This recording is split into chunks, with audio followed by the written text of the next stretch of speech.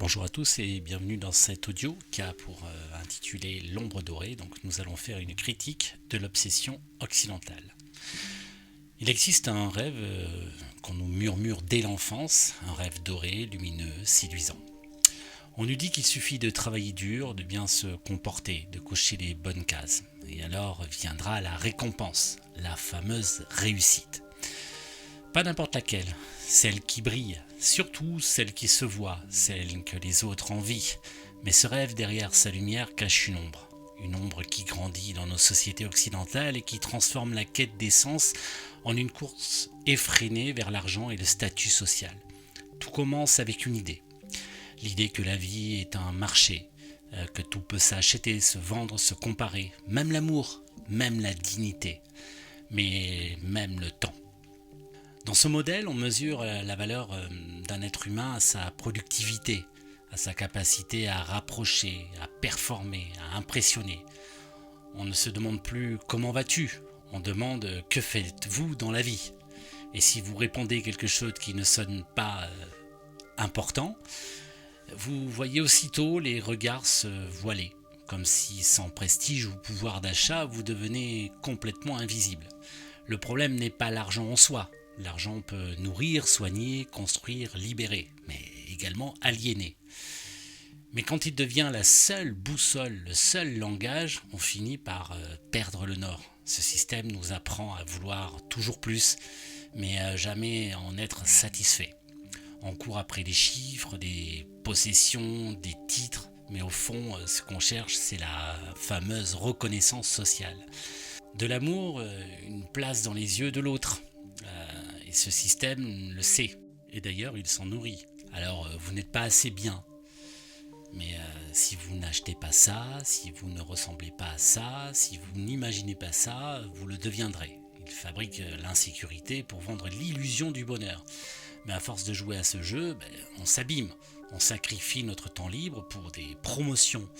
On vend notre créativité pour des objectifs trimestriels. On enterre nos valeurs profondes sous des couches de conformité. Et parfois, on perd même notre santé, notre famille, notre paix intérieure. Les conséquences sont partout. Les burn-out en hausse constante, je peux le voir. Une génération ultra connectée mais profondément seule. Des adolescents mal de sens, prisonniers d'un monde de performance. Et une planète étranglée par un système de croissance qui n'a plus de limite, plus de but, si ce n'est elle-même. Ce modèle nous pousse à faire sans jamais nous demander pourquoi.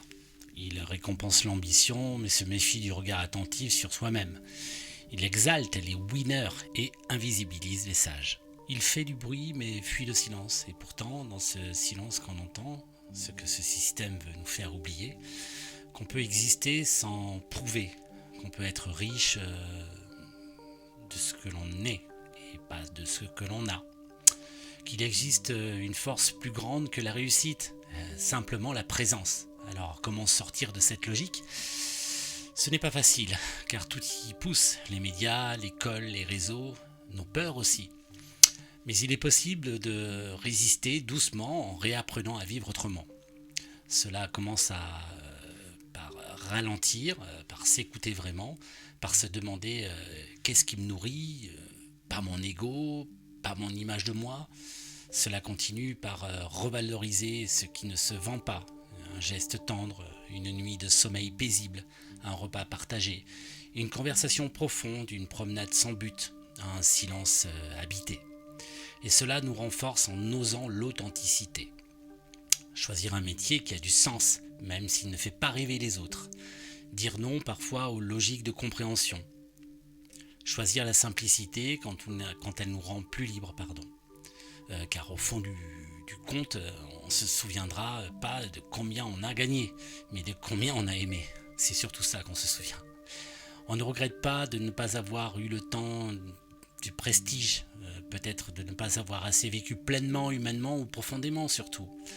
Et peut-être qu'un jour, une autre idéologie émergera. Une qui ne classera pas les gens par leur salaire, mais par leur bonté.